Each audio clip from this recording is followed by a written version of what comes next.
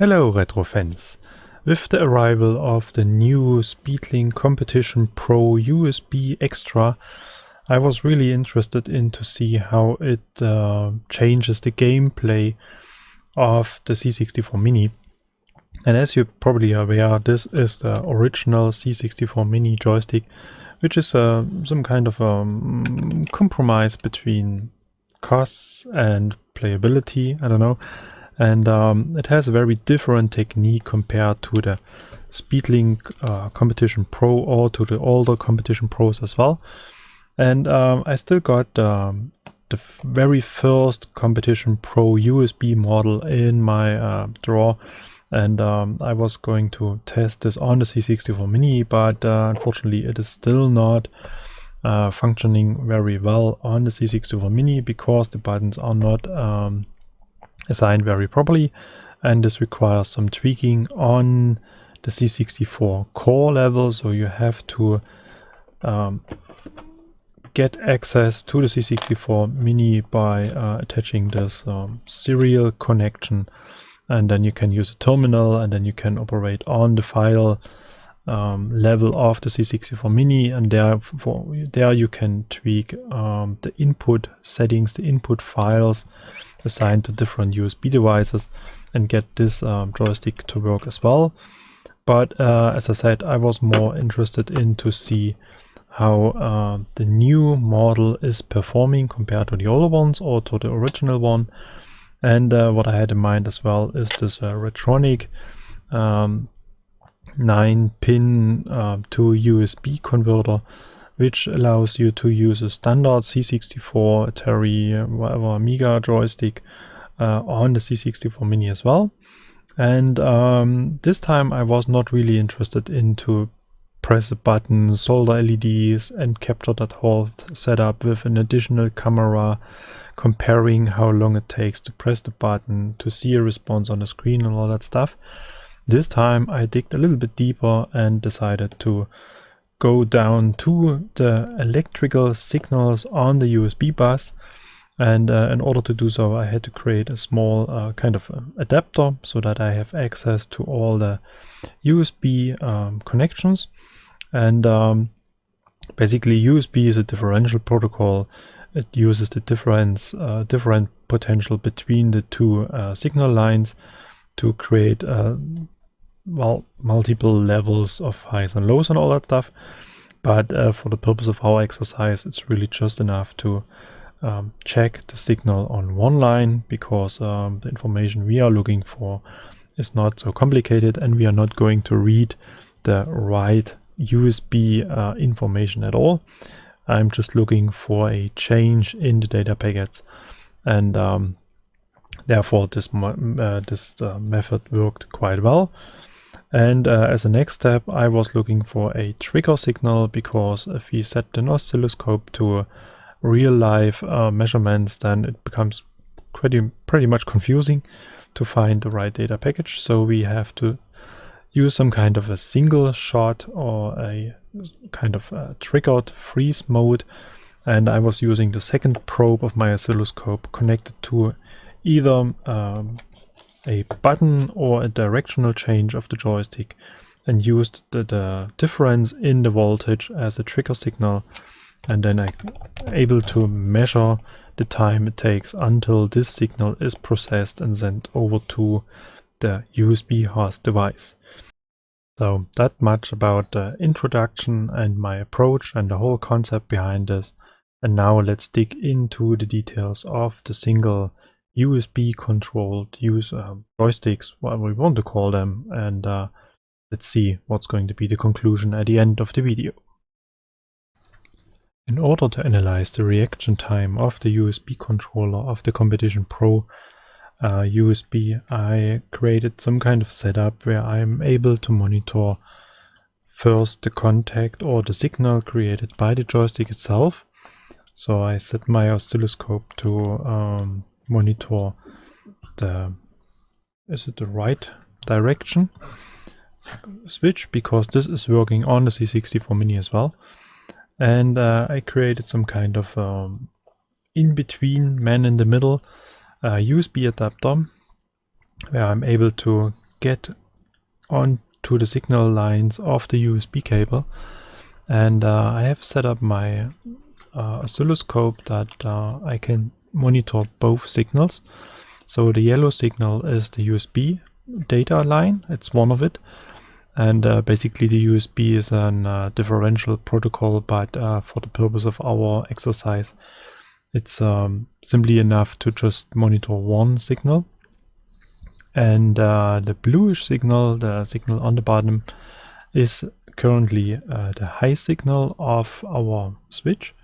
And if I just press the switch, or if I just move the joystick in the direction, we can see it drops to low. And if we do this a couple of times, then we see the moment where we made contact as well. Yeah, it was shortly. And since this is a little bit uncomfortable to monitor, we set the oscilloscope to single mode. And I'm using channel 2, the switch on my joystick, as a trigger. And I have set the trigger to the most left position. And if we now press the joystick into the direction, we can see that the oscilloscope has monitored the signals. And now we have to find the responding data packet in the USB stream to calculate the time it takes until the signal, the analog signal of the joystick, is converted into a USB signal and sent to the host machine. And in order to do so, we have to search for a certain picture. And this picture looks like this. This is the USB data packet that contains the information of a button was pressed or a directional switch was initiated or something like this. And it is a little bit, well, time consuming, but fortunately we can use a different mode on our oscilloscope. And here we can browse through our data now. And as a first interesting thing, let's move to the very beginning of the signal. And you may wonder why this looks so strange. And the reason is simply that we're talking about a mechanical component. And as you can see, we have a high signal and it drops to low, switched back to high, drops to low, switched back to high, and does this a couple of times. And the interesting thing here is that the switch inside this this Competition Pro joystick is kind of a spring, and if we initiate the contact, the spring kind of closes, but it jumps back briefly, and it does this a couple of times until it comes to a rest.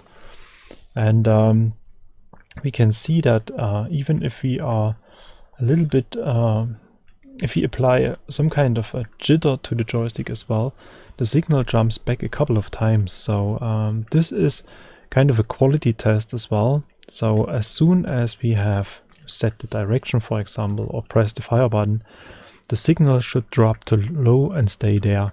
So this is an ideal situation which probably does not appear in real world scenarios.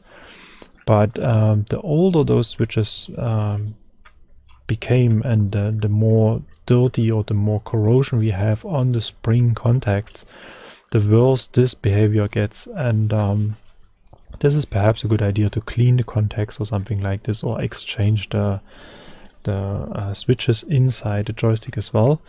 But for our exercise, it's actually not very interesting. The thing is, we don't know exactly which signal was interpreted by the USB controller. So we have to assume that the very first moment we have a low signal is used by the USB controller, and then it takes a couple of milliseconds until this signal is processed. And now let's search for the signal we have on the top of the screen by just zooming in, and here we can see that this signal looks different. So this is a standard data packet. This is just transferred to the C64 Mini, communicating I'm still here, I'm a joystick, and I can provide some kind of data. but it does not contain any data. So, and if you just zoom out and go to the next position,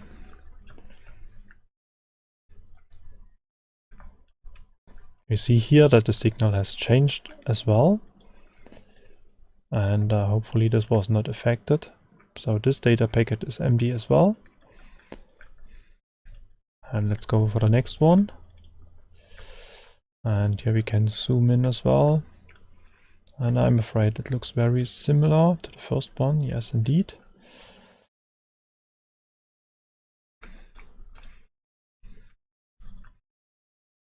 And let's have a look at this one.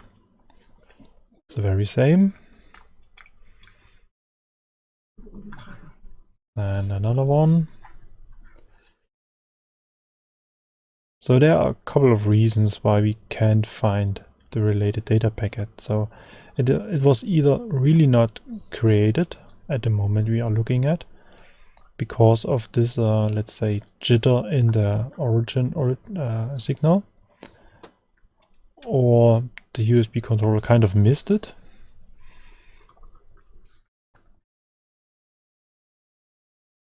And still a long way to the end of the screen.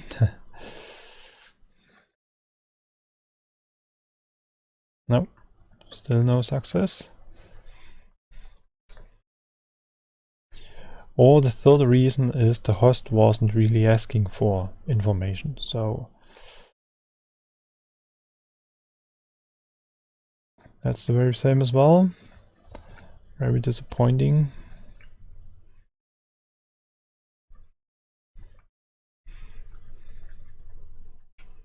There's no real pattern for this, so sometimes this info packet appears very close to the original signal, and sometimes it really takes a couple of milliseconds until we have the right data packet.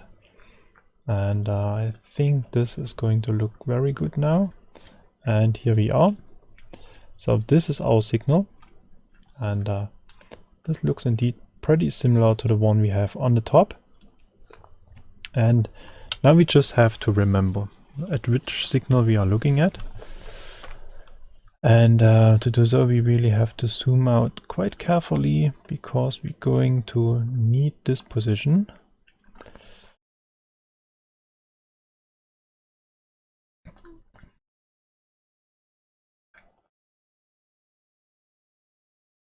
And this is where things get a little bit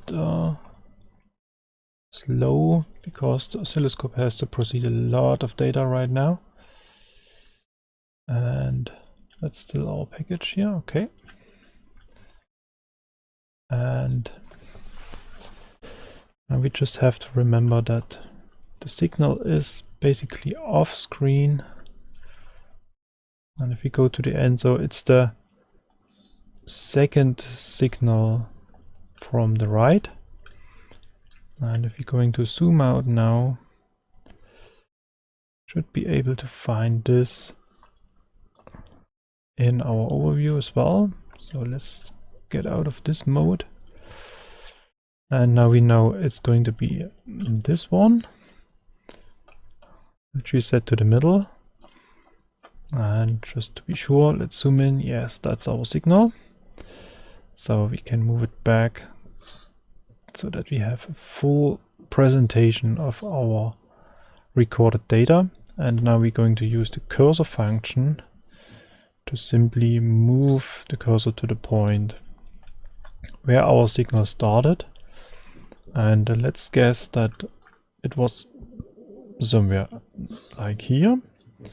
And then we set the second cursor to the beginning of our second data package, which is indeed a little bit optimistic, because the data package needs to be delivered completely to the host until it can be processed. So basically we should set it to the end. And now we can see the delta between those two cursor points is 75.4 milliseconds, which is indeed a very long time. So what we can see here right now is some kind of worst case example. I had some other occurrences where this signal, this data packet, appeared much earlier in the whole chain.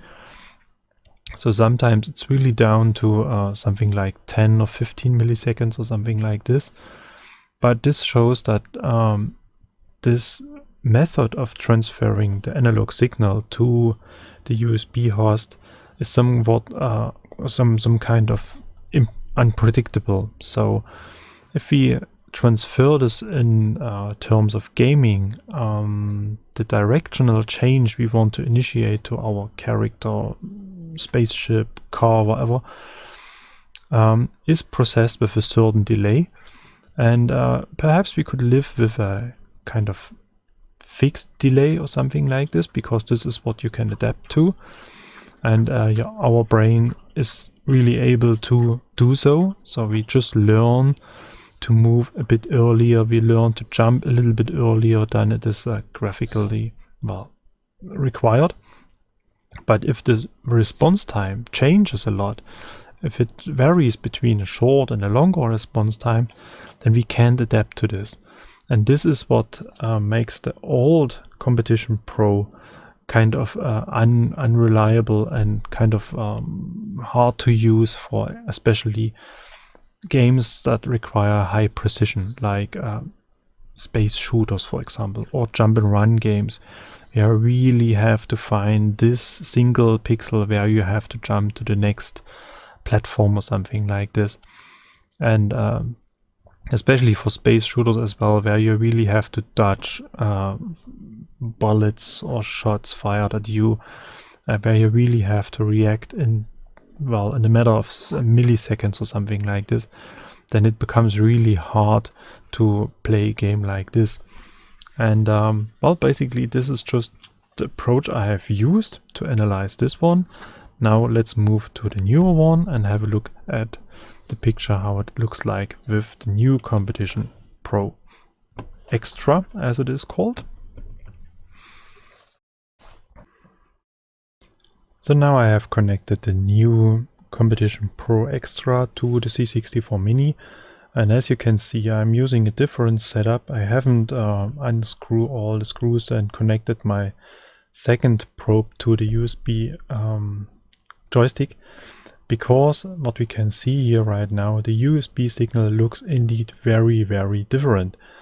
And if we're going to zoom in into the signal a bit, and if we're going to stop this and just trigger it once as well, then we can see that we have indeed some kind of data packets here as well, but they look a bit different. So, and if we're going to zoom out a little bit and trigger the signal again, should get some new data packets.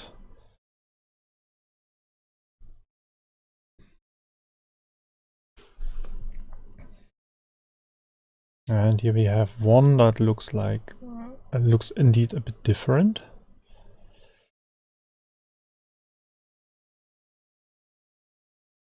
And this is one package that really includes data. It really includes information. So the USB protocol has two different types of data packets. So one is just for synchronization, so that the host and let's say the client or the device stays in sync. And then in between we have packets that really contain data.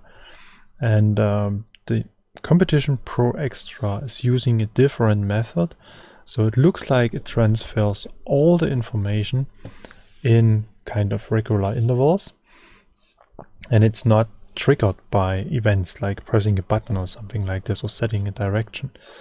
And therefore we have a much closer response time, because the time we have here right now is no longer than, let's say, the difference between two of those packages.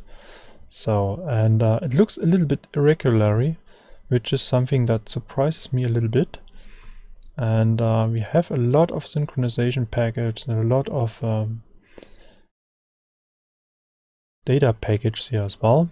But if we just go for, let's say, this data package here, and set the second cursor or the first cursor to the first one, then we can see that this took about something like 8 milliseconds or something like this. And just adjust this a little bit, then we have exactly 8 milliseconds.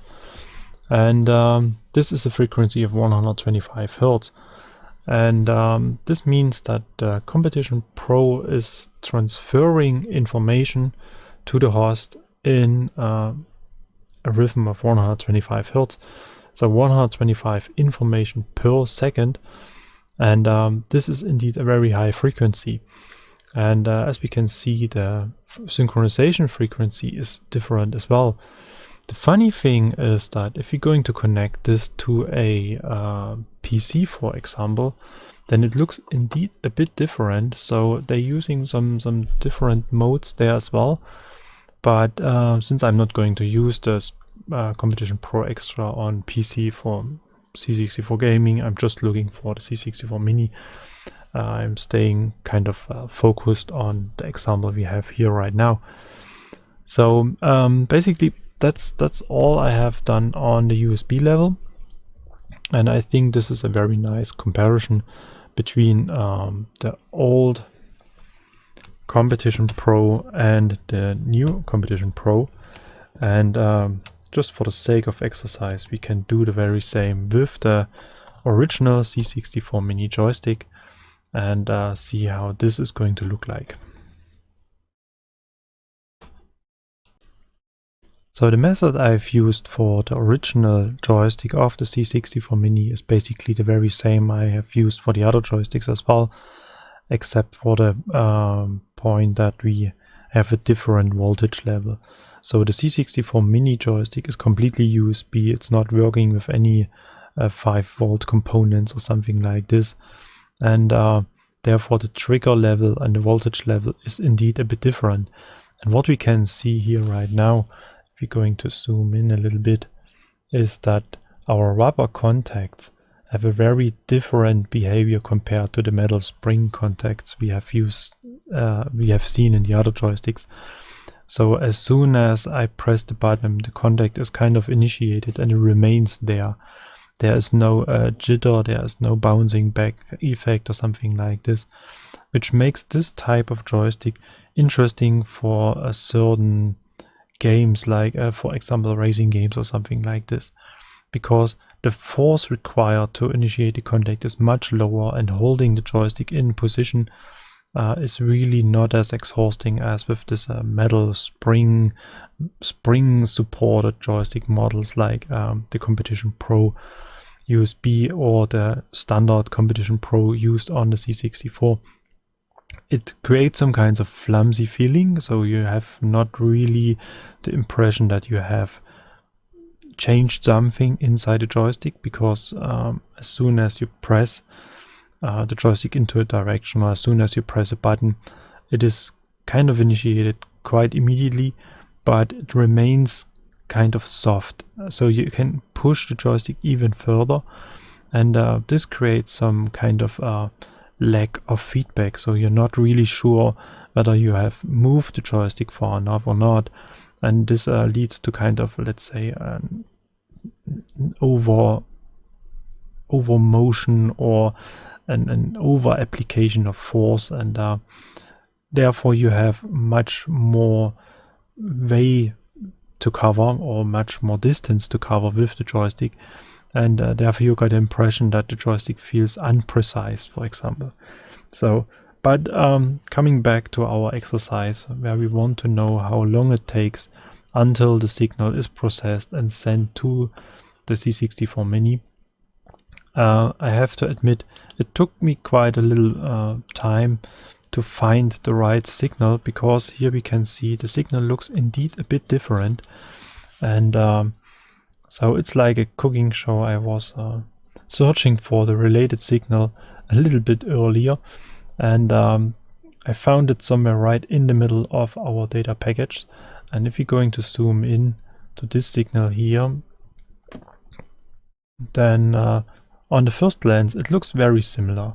But if you're going to zoom in a little bit more, I just have to get it into position so that we have almost a similar scale like we can find on the top picture. and it's supposed to be like this. Yes. Then we can see that the section I have marked with this red rectangle, which is the one we have placed here now in the middle, looks a little bit different. So we have here a burst of a medium signal followed by 2 short signals, a short break, 2 short signals, and a medium signal. And if you look at the top, we have a medium signal followed by a burst of 3 short signals, short break, medium signal, or well, semi-medium signal, short break, and a medium signal. And this is the only difference I could found in this stream of information. So I assume, I'm not an expert on USB decoding, but I simply assume that this is our data package we are looking for. And if you're going to zoom out, and now just remember the position, which is just 1/4 set away from the sender. And now we can use the cursor as well. And we have to move it separately. So we set this to our origin, and we set this to our related data package. Then we can see that this took about 39.8, so something like 40 milliseconds until the signal was processed. So you may wonder why we have a lot of data packets in between which probably do not contain the information, and there are probably several reasons. So one reason could be that the USB controller and the part that kind of interprets the analog signal are 2 separate devices, and it takes quite a while until the signal is processed by the USB controller, something like this. Or the next reason, which is probably quite right as well, I don't know. If you know it, please feel free to use the comment section. That the data package, they have, let's say, a certain, well, responsibility, a certain role. So not every data package is transferring the very same information. So perhaps data package 1 is for the first button and data package 2 is for the second button, and so on. And we have to wait until we reach the data package which is responsible for the directional change or fire button change or something like this. And therefore we have this kind of delay in between. So I did this a couple of times and I got different times. So sometimes this change was appearing a little bit earlier and sometimes not. Sometimes a little bit later. And by just recording some USB data without pressing any button, I've checked whether all the packages are looking the very same, and it was the case. And this led to my assumption that this is probably the responsible data package. So what we can see here, with 40 milliseconds, we have a frequency of 25 Hertz. So assuming that our information takes, well, let's say 40 milliseconds to transfer to this C64 Mini, and then here it needs to interpret as well by the C64 Mini, by the software, by the emulation of the C64, which adds some additional delay. Then we can see that the response time pretty fast sums up. And if we have some, let's say, variation here in the signal processing time as well, then we can understand why the original joystick feels indeed a little bit laggy, a little bit non-responsive. And perhaps for most of the games it's not really a big issue. So the games I've tested so far, racing games and all that stuff, they work pretty well because they are perhaps not really required to be spot on with our motion, with our fire buttons and all that stuff. But what I have mentioned earlier as well is especially on games like jump and runs or shooter games where it really comes down to the very fast reaction, the very quick response to enemy movement, to obstacles, to bullets, whatever, then it is indeed not very comfortable to have a variation in response time and to have a long response time in addition to this as well. So anyway, that's basically the thoughts I've spent on testing those different joysticks. And as a comparison, I'm using this, now it's gone. Here we go. I'm sorry. I'm using this Retronic 9 pin connector to USB converter as well. And I performed the very same exercise with this. And this behaves very similar to the old Competition Pro USB.